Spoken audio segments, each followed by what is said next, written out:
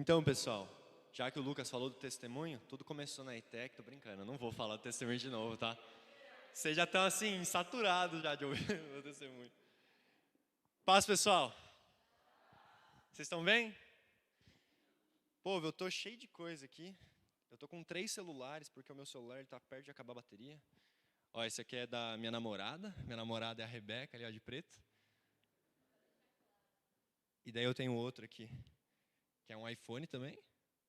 Esse aqui é o do Fernandinho, que inclusive pedi emprestado. O meu celular tava com 16% de bateria. O do Fernandinho tá tipo 18%. E é iPhone. Mas eu vou usar o dele. Bom, mas caso acabe a bateria, daí eu tenho da Rebeca, que tá com um pouquinho mais de bateria. E eu tenho o meu também. O meu é um Xiaomi. Mas bom, pessoal, tem visitante aqui no nosso meio hoje? Levanta a mão. Não, mas você também é visitante aqui? Como que é seu nome, mano? Lucas? Você é irmão do Will? Oh, muito prazer, viu, Lucas? Eu sou o Saulo, amigo do Will. E seja muito bem-vindo aqui, mano. Jesus te ama muito. E você, mano? Como é seu nome? Will? Seja bem-vindo aqui, Will. Eu sou seu amigo, Saulo. Amém. Tem mais alguém? Ah, como que é seu nome? Isadora? Quem te convidou? Foi alguma das duas aí do seu lado? Seja muito bem-vinda, viu, Isadora? Jesus te ama muito, volte sempre. Eu acho que daí o resto é tudo de casa, né? É tudo de casa, boa. Nossa, Fernandinho cadastrou minha digital aqui, mano. Boa. Então, como o Lucas falou, hoje a gente vai falar... Caraca, mano, colocaram um copão d'água aqui pra mim? Ô, Lucas, abre aqui pra mim, por favor. Como o Lucas falou, a gente vai falar sobre o amarelo hoje. E... Deus abençoe, viu, mano? E pra quem não sabe do que eu tô falando e do nada, como assim vamos falar do amarelo? O amarelo é uma cor das primárias, tô zoando. A gente teve um teatro, há 2 conectados atrás, e a gente ganhou essa pulseirinha aqui. Basicamente, no mundo cristão, assim, hoje em dia, né, é um modo mais fácil de explicar todo o panorama, assim, bíblico, sabe, do plano de salvação e tudo mais. É muito usado com criança, mas surgiu lá com Charles Spurgeon, tipo em 1600, 1700, 1600, 1700, e tipo tinha 3 cores só na época, daí vieram adaptando. E hoje a gente vai falar do amarelo. O amarelo, como vocês viram no teatro, significa... Como? O amarelo significa, representa o quê? Ô louco. Quem é que estava no teatro? No primeiro Conectados. Levanta a mão bem alto, eu quero te ver. O amarelo significa o quê? A eternidade. Ouro, céus, as ruas de ouro lá, os muros da Nova Jerusalém, a eternidade. E é sobre isso que a gente vai falar hoje. Sobre eternidade. Boa, vamos lá então. Há alguns tipos de dores que elas prendem a gente no presente. Como assim, Saulo? Há alguns tipos de dores que prendem a gente no presente. Segunda-feira, o meu sobrinho, pequenininho, ele estava passando por algo que toda criança um dia passa. Você provavelmente já deve ter passado pela idade que você tem. E eu também já passei. Que é a queda dos primeiros dentes de leite. E normalmente esse evento, assim, na infância, ele tende a ser bem traumático. Tanto que tem muita gente que, tipo, morre de medo de tirar dente. Tipo, é uma angústia, assim, quando sente dor de dente. Muito por conta das experiências que tiveram. E foi legal porque, assim, não foi legal para ele, né? Mas foi legal para mim que estava ouvindo.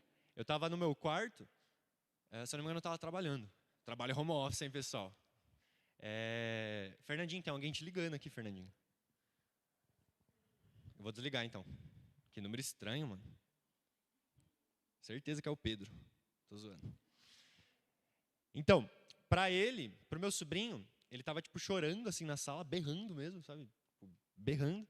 E tinha um dentinho dele que ele tava já virando, assim, sabe? Tipo, tava preso só por uma raizinha, assim, o dente. E era engraçado porque a minha família estava toda na sala e ele passava assim de parente em parente. E a galera lá tentando, tipo, tirar o dente dele, ajudar, né, ele a tirar o dente, e ele tipo berrando assim. Para ele, muito provavelmente na idade que ele tá, aquilo ali é assim, o maior nível de desespero, o maior nível de dor que ele já pode ter sentido. E com toda certeza aquilo vai marcar muito a memória dele nos próximos 10, 20 anos. Eu me lembro de quando eu tipo, tinha as dores ali de dente. Eu não tenho muito trauma disso, porque meus dentes eles caíram todos com muita facilidade. Mas eu me lembro das minhas dores de dente, os dentinhos molinhos e tudo mais. Algo pior que isso, que eu poderia citar, né, um tipo de dor que prende a gente no presente. Eu acho que um exemplo bíblico que se encaixa bastante nisso é o exemplo de Jó. Jó ele foi homem justo, era o homem talvez mais rico ali da época dele, e acaba que Deus permite com que Satanás toque primeiro nos bens que ele tinha, então ele acaba perdendo tudo, e depois na saúde dele, só que ele não chega a morrer. A dor que Jó sentia era tão grande que ele desejou morrer. Ele tinha um desejo de morrer, de tanta dor que ele sentia. E aquela dor de Jó foi capaz de prender ele no presente. Porque quando a gente sente uma dor, a gente não vai ficar refletindo sobre o futuro ou pensar no meu passado. A gente, pô, tá doendo. Você fica preso no aqui e no agora, sentindo aquela dor.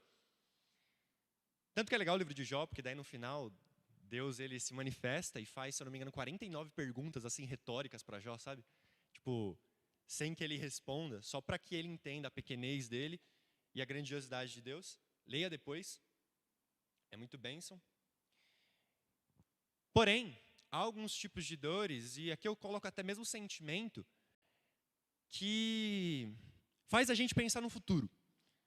Faz a gente refletir sobre o que vai vir, sobre uma possível continuação, como talvez um gosto de talvez quero mais ou quero estar junto com essa pessoa. Como assim? Talvez um exemplo maior disso seja o luto. Quando a gente acaba perdendo alguém que a gente gosta muito, um ente querido, um amigo, a gente para pensar, como diz o ditado, né? A gente começa a refletir sobre aquilo. Eventualmente a gente pensa, para onde essa pessoa vai? Como eu queria ter vivido, tipo, passado mais tempo com essa pessoa. Será que um dia eu vou reencontrar ela? Lógico que com a cosmovisão cristã que a gente entende quais são os possíveis caminhos. Mas o luto ele é potente em promover esse tipo de reflexão na gente. Eu posso citar um monte de exemplo. Vamos para a cultura pop, vamos falar de anime e série.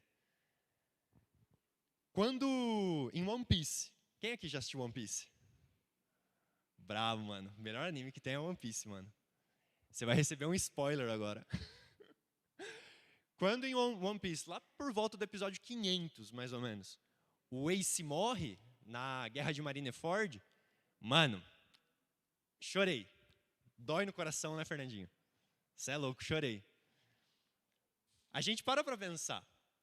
Ou até mesmo em Naruto, Naruto Shippuden, pra quem aqui assistiu Naruto, quando o Jiraiya morre na luta contra o Pain. Mano, é muito triste, mano. Você chora junto com o Naruto.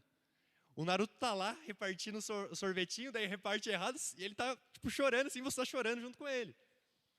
Um exemplo mais recente, da mesma saga de Naruto, é quando a Kurama, a raposa de 9 caudas, ela morre para que o Naruto vença uma luta, em Boruto, no caso. Caso você não sabia disso, acabou de ser spoilado.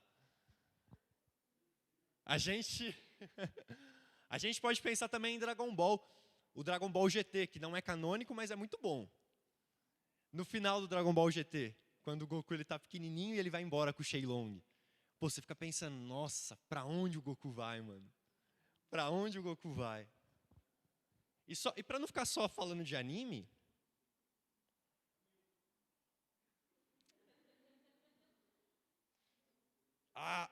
vai celular. Fernandinho, o celular não quer ir, não. Eu vou ir no meu aqui mesmo.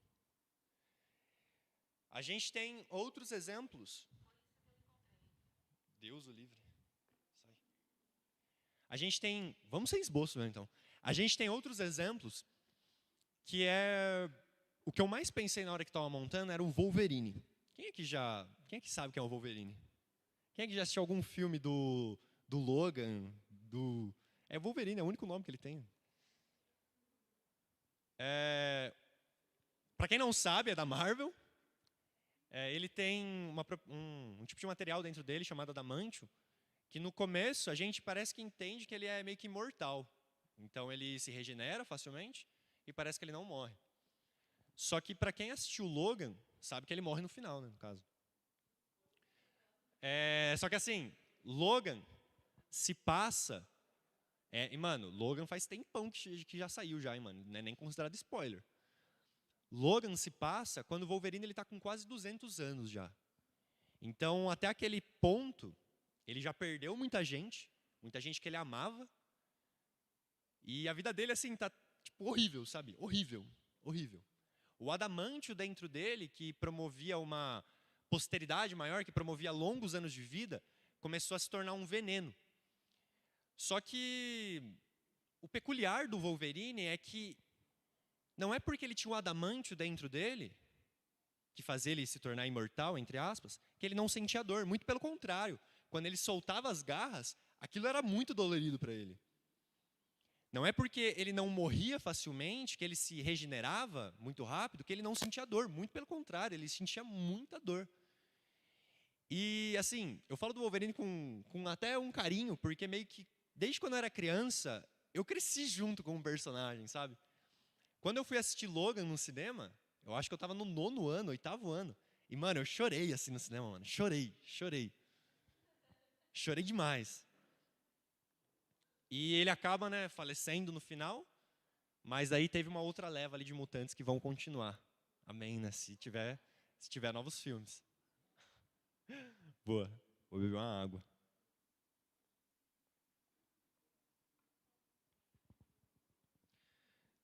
Só que assim, o Logan, inclusive Logan, não é nem o nome de verdade do Wolverine. Ele se chamava de Logan, porque quando ele perdeu a memória dele, ele não lembrava do nome. Ele falou, então meu nome vai ser Logan. Daí aí meio que a gente conhece ele como Logan. Mas não é de fato o nome do personagem. O exemplo de Logan, ele é bem peculiar, porque a gente pode olhar para a vida do próprio Wolverine, mesmo que fantasioso, a gente vê como essa ideia de infinitude do corpo mortal, se não tiver um propósito divino, se não tiver algo de Deus no meio, pode ser tão triste, pode ser tão infeliz. Porque na vida do Wolverine foi perca atrás de perca, dor atrás de dor, morte atrás de morte. E mesmo sendo fantasioso, é legal a gente parar para pensar sobre. A gente vê que conceitos de eternidade, eles são amplamente discutidos na cultura pop, em filmes. A gente, no Pica-Pau lá, quando o Pica-Pau tem aquele episódio dele da fonte rejuvenescedora lá, então, tipo, que ele cai na fonte, ele sai novinho. E é interessante pensar o porquê disso. Na Bíblia, em Eclesiastes 3:11, Salomão ele vai dizer que Deus ele coloca um desejo, um anseio pela eternidade no coração do homem. Só que o homem ele não é capaz de compreender esse anseio, esse desejo 100%. E beleza, agora saindo da introdução e partindo para o desenvolvimento. Quando a gente pensa em eternidade, muitas vezes não faz muito sentido, dentro da eternidade, a gente trabalhar com conceitos de presente, passado ou futuro. Porque o que é eterno não tem fim. O que é eterno não tem começo, não tem fim, é sempre eterno, ao tempo todo. Se é que faz sentido eu falar de tempo quando eu falo de eternidade. Mas quando a gente começa a olhar, não do outro lado da eternidade, onde a gente sabe que Deus habita, mas do lado da eternidade para cá, que é o mundo físico que nós habitamos, a gente tem bem estabelecido conceitos de passado, presente e futuro. No meu trabalho, o Renato é não é você não, tá, Renato? É um analista do meu time. Uma vez, tipo, ele chegou e falando assim para mim, mano, o presente não existe. Eu fiquei assim, pô, como assim o presente não existe? Presente que eu falo que é o estado temporal presente. E daí ele começou a delirar lá, mano, tipo, eu falei, primeiro eu não entendi, daí ele foi complementando. E daí depois ele falou que o futuro não existia. Porque o futuro era uma consequência do meu passado e do meu presente. A princípio faz sentido.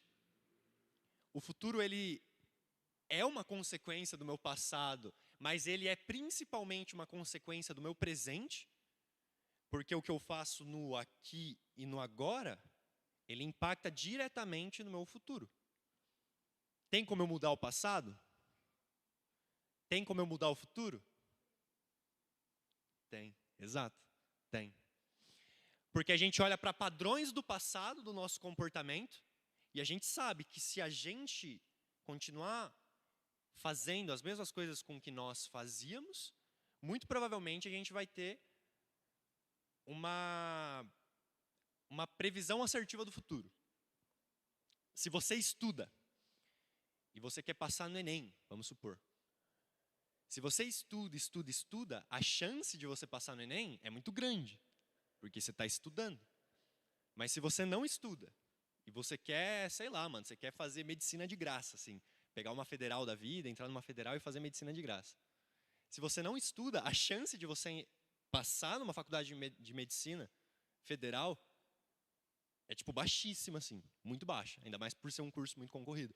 Então é assim que a gente muda o futuro.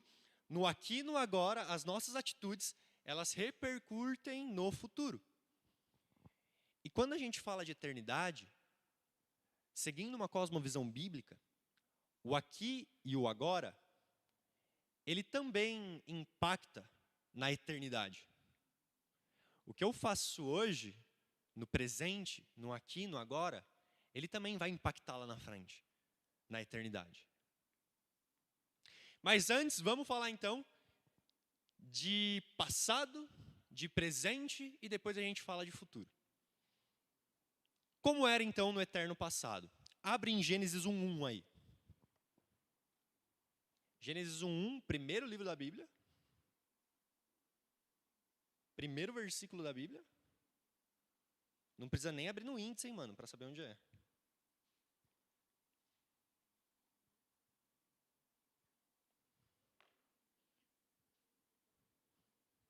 Gênesis 1:1. Alguém quer ler? Alguém quer ler? O que diz em Gênesis 1:1, Rebeca? No princípio criou Deus os céus e a terra. Deus Pai, Deus Filho e Deus Espírito Santo, eles já eram antes mesmo de Gênesis 1:1. Então, antes da criação do mundo, antes do criar Deus ali os céus e a terra, a Trindade já era. E viviam em uma harmonia tão perfeita. Mas daí você pode me perguntar, Saulo, como assim? Deus Filho antes de Gênesis 1:1? Como assim Jesus antes da fundação do mundo?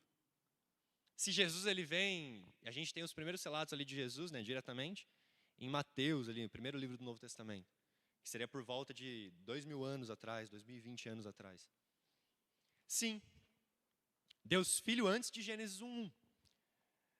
Se eu não me engano, em Apocalipse 13:7, fala que aqueles que adoram a besta, e Apocalipse é um livro escatológico, ele fala do futuro. Então é o estudo sobre as coisas que ainda virão. E daí tem lá a tribulação e piriri pororó. Em Apocalipse 13, no versículo 7 ou 7:13, ele diz assim: aqueles que adorarão a besta, eles não terão seus nomes escritos no livro do Cordeiro. E esse Cordeiro, o versículo é claro em dizer que foi dado como sacrifício desde a fundação do mundo. Qualquer leitura básica bíblica, a gente sabe que a representação do Cordeiro é algo direto relacionado com Jesus. Então, o sacrifício de Jesus, ele já aconteceu desde a fundação do mundo. Já estava preparado. Então, Jesus, ele já era desde a fundação do mundo. E por que eu falo que Jesus ele não existia desde a fundação do mundo? Porque o existir, quando a gente pensa intuitivamente, precede criação. Então, para que eu exista, eu preciso ser criado. Só que Jesus não foi criado. Deus Espírito Santo não foi criado. E Deus Pai também não foi criado. Os três, a Trindade, Deus, eles já eram desde a fundação do mundo. Por isso que quando Deus ele se revela a Moisés, e Moisés ele começa a ficar inflexível quanto ao chamado do Senhor, Deus fala para ele, vá até o povo e diga que o eu sou enviou você a ele. E diga que o eu sou enviou você a eles. Esse eu sou é porque Deus é. Deus já era antes da fundação do mundo. Deus já estava lá. Então, esse é o contexto do que a gente chama de eternidade passada. Só que como a gente bem conhece a história, Deus ele cria Adão, coloca Adão no jardim do Éden, cria também uma mulher para Adão, acaba com que a serpente entra no jardim, engana Eva, Eva come do fruto. Fruto esse que Deus falou para que não comessem. E Eva persuade Adão, e Adão também come do fruto. E daí Adão culpa Eva, Eva culpa a serpente. E daí, tipo, todo mundo sai de lá tipo, com uma maldição, assim. Então, o homem, ele vai ter que trabalhar e do suor da testa dele ele vai sustentar, vai ganhar o pão, né? A mulher sentiria dor de partos. A serpente, ela foi amaldiçoada a sempre se rastejar pelo chão. Então, muito provavelmente, a serpente que entrou lá no Éden, ela tinha, tipo, perna, assim, sabe? Alguma coisa assim. E também a terra é amaldiçoada. Então, por Adão entrou o pecado no mundo. E o salário do pecado é? Boa, vocês estão bons nisso. Então, voltando agora e partindo para o próximo estágio, que é o eterno presente. Que é onde a gente está no aqui e no agora. E desse lado da eternidade de cá, onde a gente está, para você que é jovem e às vezes você fica muito no tédio, você acha que nunca vai acabar assim, sabe? Tipo, os seus dias parecem tão longos, mas quando você vai começando a crescer, você vai ver que as coisas começam a passar muito rápido. E é exatamente aqui e agora que importa para a gente. Que importa para as nossas ações, que importa para as nossas atitudes. É no aqui e no agora que a gente define para onde a gente vai ir. Exato. É no que você faz no aqui e no agora que vai definir para qual caminho você vai seguir. Porque isso impacta diretamente na eternidade. Então, boa. Quer falar de Bíblia? Quando a gente fala de Bíblia, a gente sabe que tem dois eventuais caminhos, dois possíveis caminhos. O primeiro caminho é o da perdição, que leva ao... O primeiro caminho é o da perdição, que leva ao... O primeiro caminho é o da perdição, que leva ao inferno. E o segundo caminho é o caminho da graça, onde o destino desse caminho é o céu. Só que o que especificadamente é graça? A gente poderia aqui ficar falando horas e horas de graça, e agora eu quero só que vocês entendam como é essa passagem no presente, qual é o critério que Deus ele coloca para que eu seja salvo, como eu posso ser salvo e coisas desse tipo. O que especificadamente é graça? O Luciano Subirá fez um livro assim, eu não li até agora, mas eu tenho que ler. Tipo, dessa grossura só falando sobre graça, desde o Antigo Testamento até o Novo.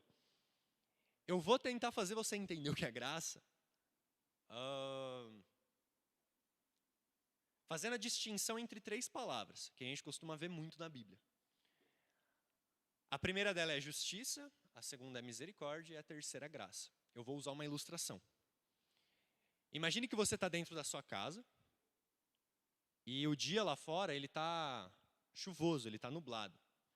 Você sabe que você é pecador, você sabe que você não merece o céu e você sabe que você merece morrer, porque você é pecador. Ao sair da sua casa, você sabe que vai cair um raio na sua cabeça e vai te matar. E quando você sai da sua casa, você olha para o céu está nublado, trovejando, relampagando, sei lá como que é o nome. E um raio cai na sua cabeça e você morre. Isso é justiça. É isso que todo mundo aqui merece. É a gente sair da igreja e Deus mandar um raio e matar a gente. Porque a gente é pecador, a gente não presta. Isso é justiça. Isso é justiça de Deus. O que é misericórdia?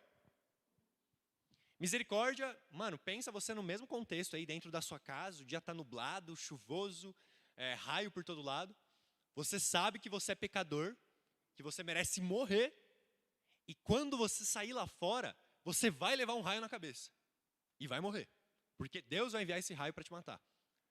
Você sai lá fora, olha para o céu está nublado, trovejando, relampagando, e não cai o raio na sua cabeça.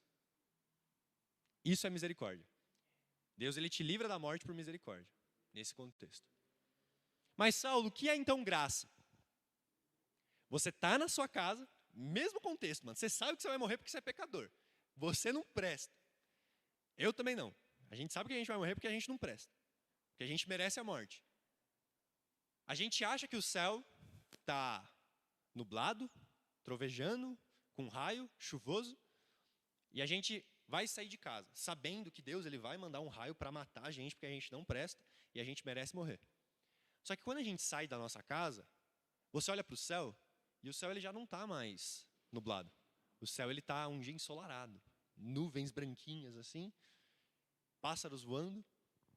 Você não recebe um raio na cabeça, e quando você sai de casa, você anda um pouco, você acha uma nota de R$100 assim no chão, assim, nota de R$100.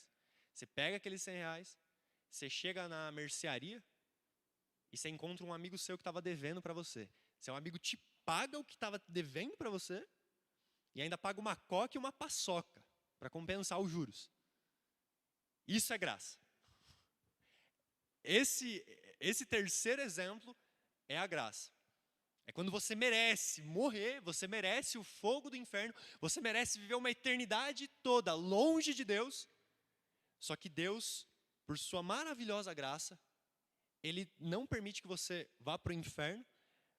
E pelo contrário, Ele te promete um céu de glória e quando você morre, ou quando Ele volta, você vai para esse céu de glória. Viver eternamente ao lado de Deus. Só que beleza. Entendi o que é graça, Saulo. Graça é, então, escrevi certinho aqui, é o favor imerecido que Deus derrama sobre nós, que Deus tem para a gente. Só que como eu faço, então, para ser salvo? Se você entendeu o que eu disse até aqui, muito provavelmente você sabe que não há nada com que você faça de obras que te torna merecedor da salvação, porque a gente não merece a salvação. Se a gente vai falar sobre merecer, à luz da Bíblia, a gente merece o fogo do inferno. A gente não merece a salvação, a gente não merece o céu de glória, a gente merece o fogo do inferno. E aqui agora a gente vai entrar numa exposição bíblica de Romanos 4. Eu vou ler versículo por versículo e vou comentando. Só que antes, vamos curvar nossa cabeça e você achou que eu não ia orar. Mas eu vou orar agora. Curva sua cabeça e vamos orar. Senhor Jesus, nós pedimos o Teu direcionamento aqui. Pai, eu peço que Teu Espírito Santo derrame um senso de eternidade sobre nós. Que a gente veja o quão fútil, Pai, são as nossas motivações pelas conquistas que temos aqui na terra. Que a gente avalie aquilo que move o nosso coração. Que a gente avalie aonde está o nosso coração, Jesus. Que a gente tenha o ouvido sensível ao Senhor, Jesus. Promove um senso de eternidade aqui, Pai. Que a palavra que será semeada, que está sendo semeada, encontre um coração fértil. Uma boa terra dentro do coração. E que a semente, ao cair na terra, ela possa dar frutos, Jesus. Frutos não para a gente, mas para o Teu reino, Jesus.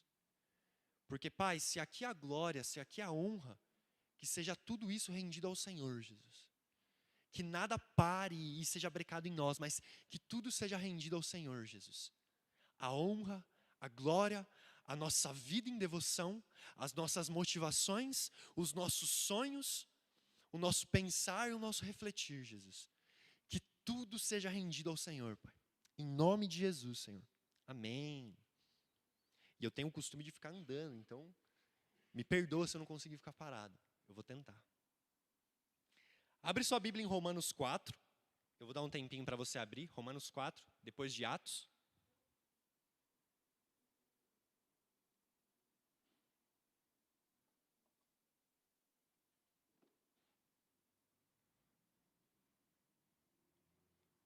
Abriram? Ou pegue o seu smartphone, o seu celular, e abra o seu aplicativo da Bíblia Online, só desliga o Wi-Fi. Então abra o seu aplicativo, né? Porque se for online, sem Wi-Fi não rola. Boa. Então vamos lá. Romanos 4. A gente vai pegar alguns textos dentre Romanos 4 até Romanos 6 e a gente vai comentando para a gente entender aqui o que acontece, qual é a dinâmica espiritual para que eu seja salvo. Como eu posso alcançar salvação. Então, Romanos 4, 1, Romanos 4, do versículo 1 ao 3. Que diremos, então, a respeito de Abraão, nosso pai, segundo a carne?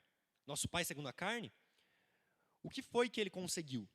Porque, se Abraão foi justificado por obras, tem do que se orgulhar, porém, não diante de Deus. De novo, porque se Abraão ele foi justificado aqui é considerado justo, por obras, tem do que se orgulhar. Porém, esse orgulho que Abraão sente não é diante de Deus. Se ele se gloriar pela justificação que ele recebeu pelas obras. Pois o que diz a Escritura? E ele faz uma pergunta, pois o que diz a Escritura? Ela diz, Abraão creu em Deus e isso lhe foi atribuído para a justiça. O que a gente aprende com esse texto de Paulo, esses 3 primeiros versículos? Abraão aqui, ele não foi justificado por obras. E quando a gente fala que Abraão não foi justificado por obras, esses justificados não tem nada a ver com a pergunta que você recebe na escola e é justifique. Aliás, tem um pouco a ver, só que o contexto não tem nada a ver ali. O justificado é considerado justo. Abraão, ele não foi considerado justo pelas obras que ele realizou, mas é porque ele creu em Deus que lhe foi creditado justiça. Porque ele creu em Deus que ele foi considerado justo. Agora pula para Romanos 4, versículo 23.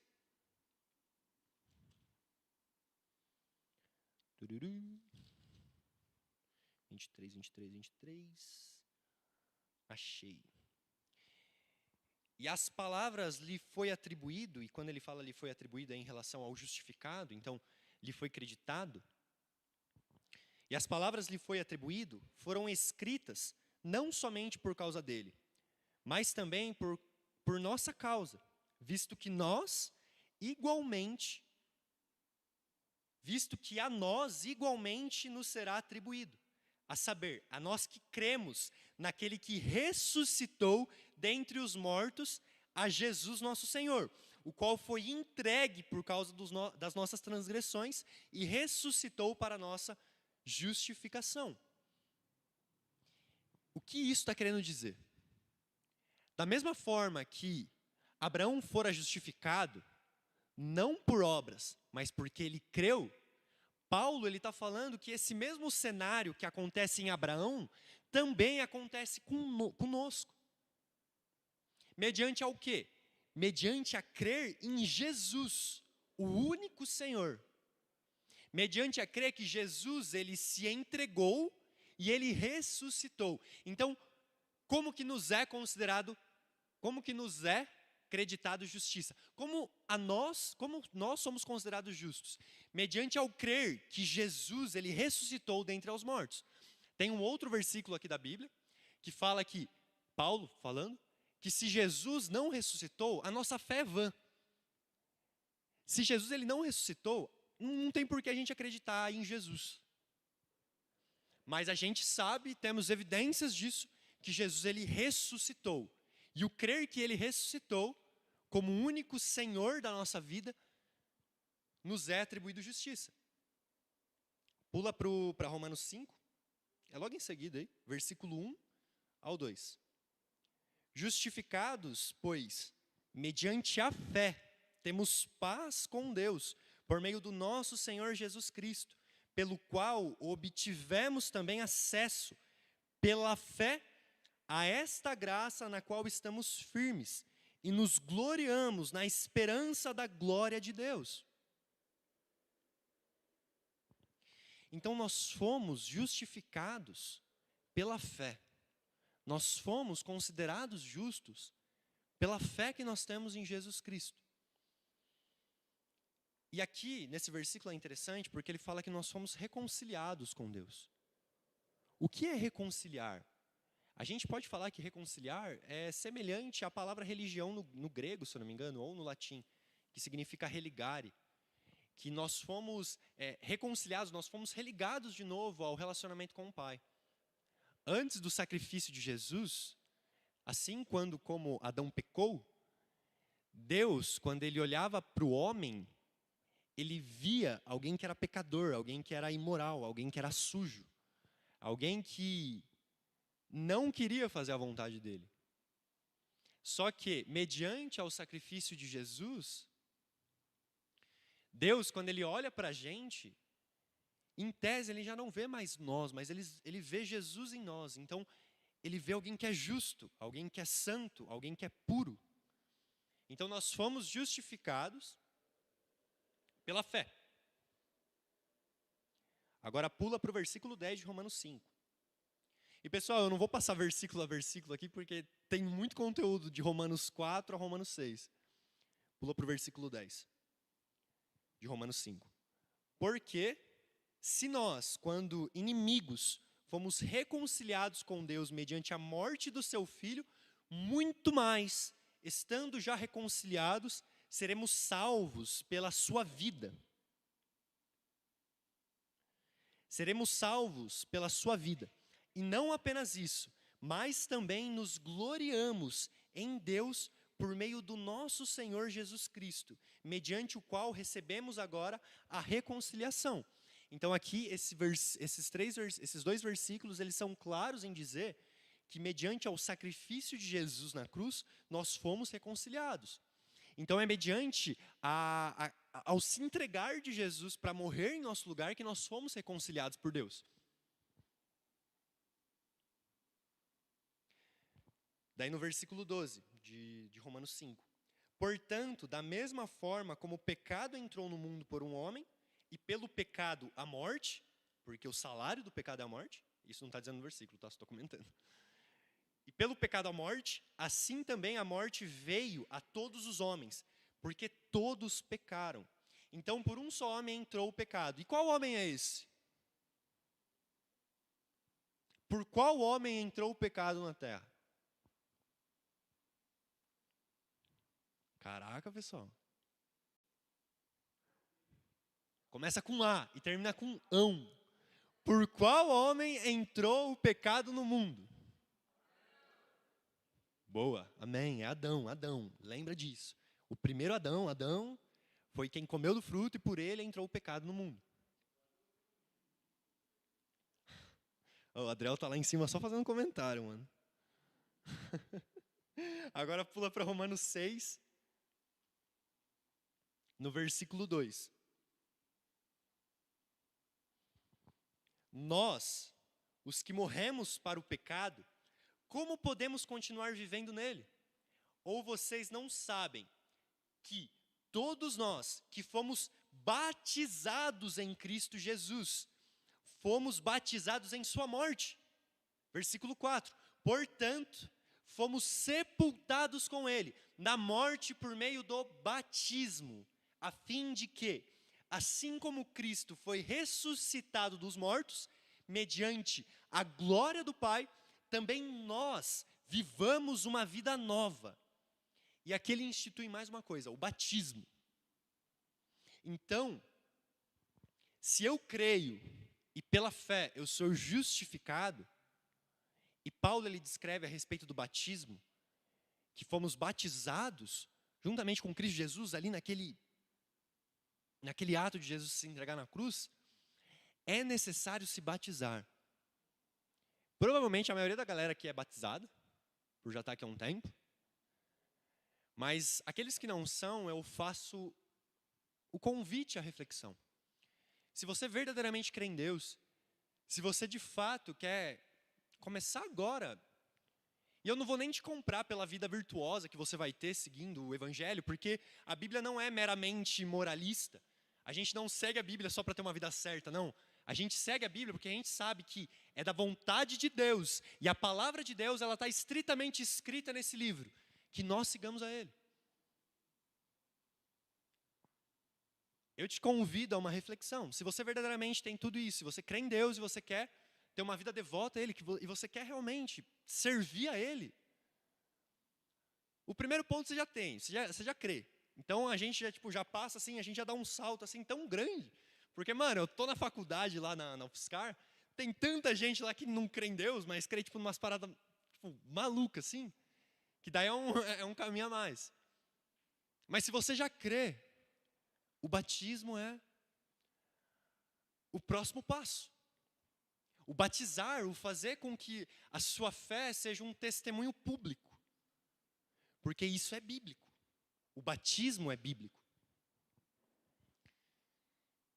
Então, nós fomos sepultados com Ele. Que oração, meu Deus do céu? Eu tenho até quando?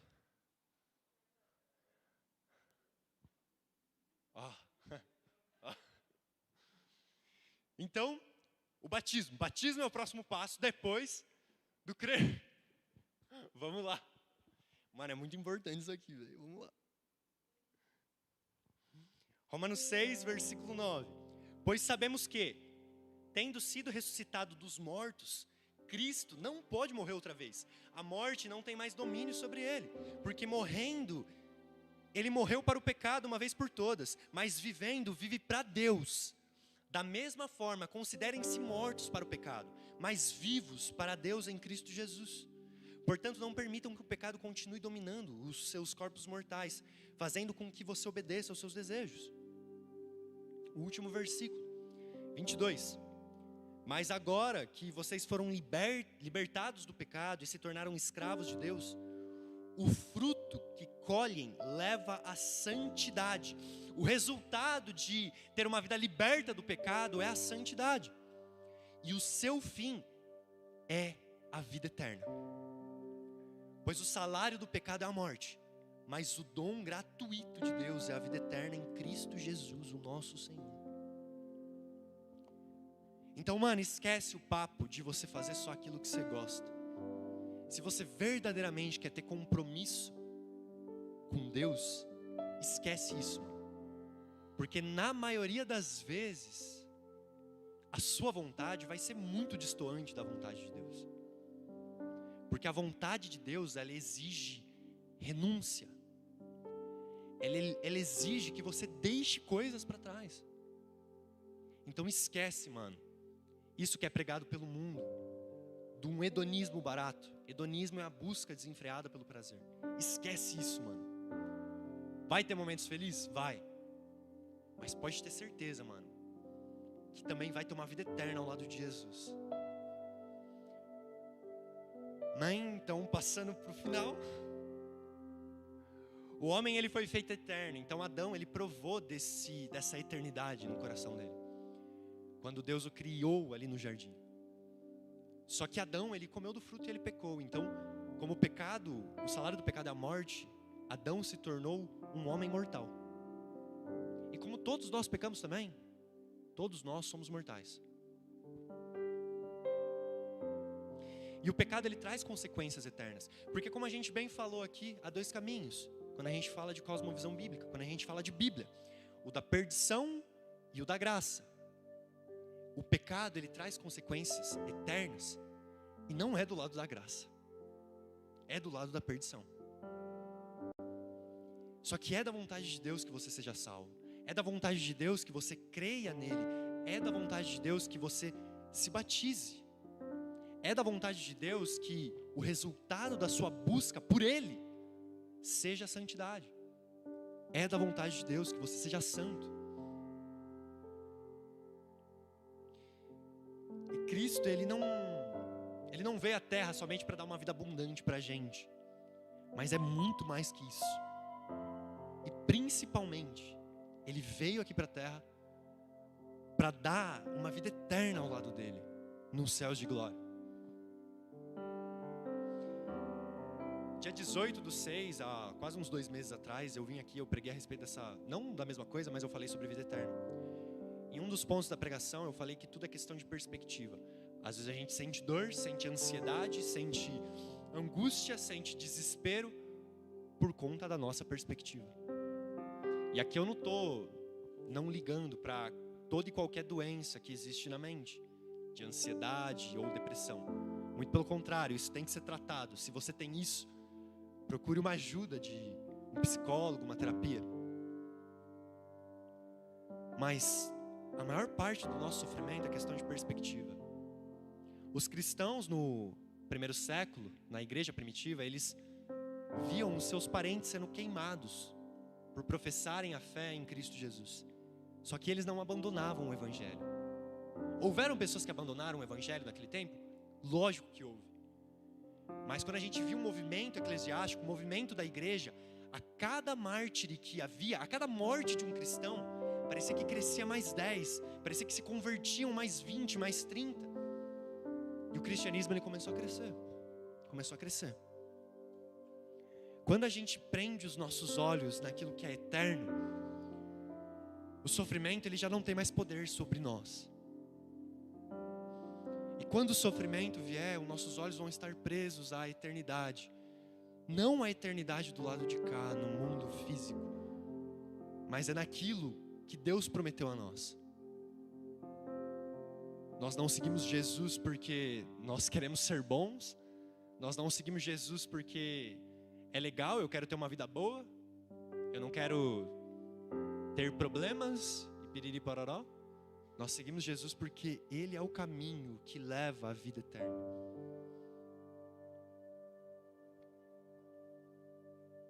E o nosso tudo no mundo material, ele começa lá em Adão. E se fez necessário a vinda de um Redentor, porque pelo primeiro homem, o pecado entrou no mundo. Mas por um outro homem, esse pecado ele foi pago. E ele foi pago a preço de sangue e dor. E esse homem foi Jesus. E eu queria terminar aqui com o mesmo versículo base da minha pregação passada. João 17,3, você não precisa abrir, mas eu queria ler com vocês. Mas antes disso, a Bíblia, ela não se preocupa em dar riqueza de detalhes em como será a eternidade do lado de lá. Ela não se preocupa em descrever 100% como vai ser quando a gente tiver o corpo glorificado. Mas eu sei que vai ser muito maior e muito melhor de tudo aquilo que a gente pensa e imagina. De tudo aquilo que teólogos estudam e tentam ver ali à luz da Bíblia, como pode ser.